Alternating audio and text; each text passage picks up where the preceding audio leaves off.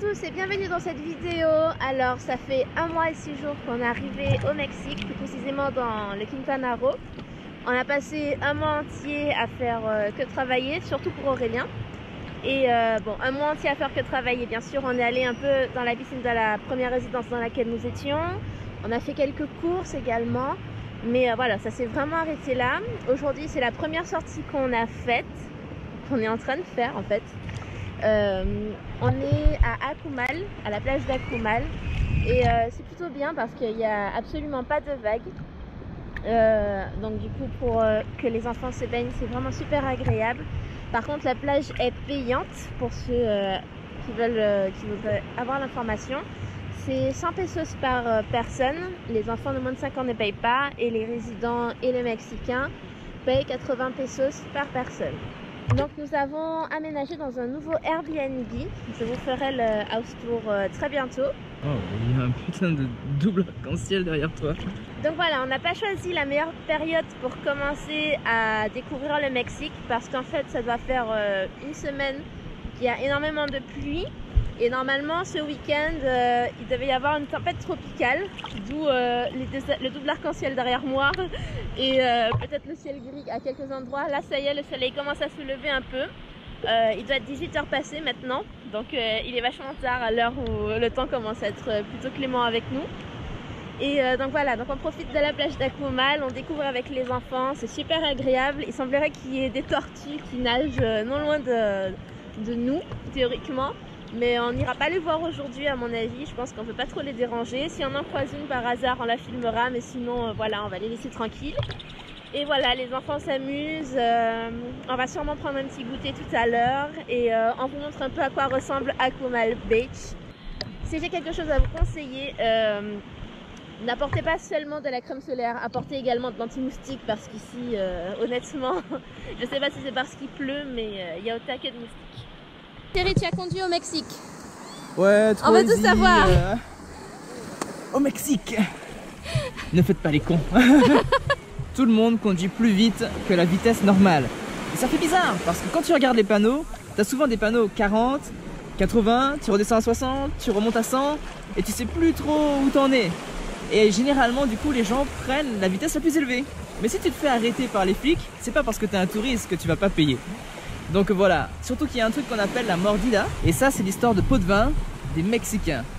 Tout le monde est contre ça, tout le monde se bat pour que ça disparaisse. Mais en fait, quand tu fais une infraction, il y a la possibilité apparemment de payer, donc de soudoyer l'agent de sécurité ou le policier pour lui arrondir ses fins de mois et n'avoir aucune trace de l'infraction. Donc c'est pas conseillé parce que vous savez pas sur qui ça vous allez tomber, mais ça existe et c'est bien connu. Donc moi quand je conduis au Mexique, je reste prudent, je respecte les limitations de vitesse et tout se passe bien. Il suffit de regarder à gauche à droite et de pas faire les fous. Je dirais que les Mexicains conduisent un peu vite. Après c'est un peu freestyle parce que la signalisation au sol n'est pas comme aux États-Unis. Elle est presque comme le Brésil, mais les gens se conduisent un peu mieux quand même.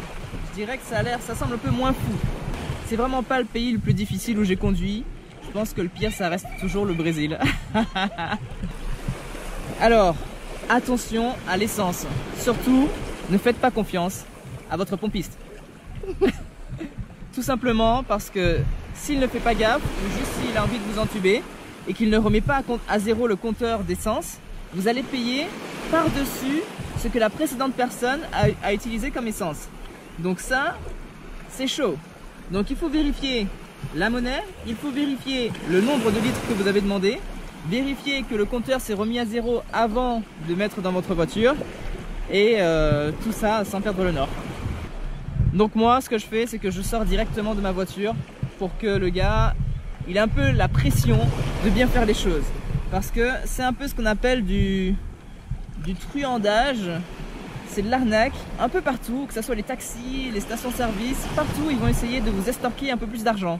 Et moi perso je trouve pas ça bien. Je préfère payer plus pour un service bien fait plutôt qu'on essaie de me voler. Donc moi je sors de la voiture et je regarde toujours le compteur et je fais mon essence.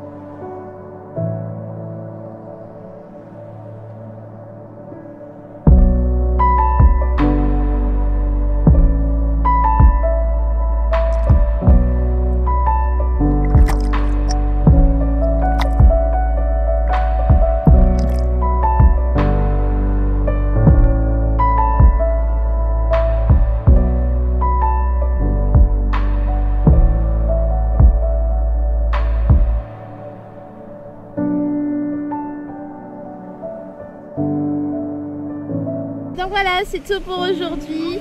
On se retrouve bientôt dans une autre vidéo ou dans un autre jour, dépendant de ce que j'aurais fait de cette vidéo. Mais voilà, en tout cas c'était notre première sortie, je suis super contente, ça s'est super bien passé. On n'a pas de problème pour le moment, on vous tient au courant de ce qu'on fait et on se retrouve demain si tout va bien. Ciao! Ciao!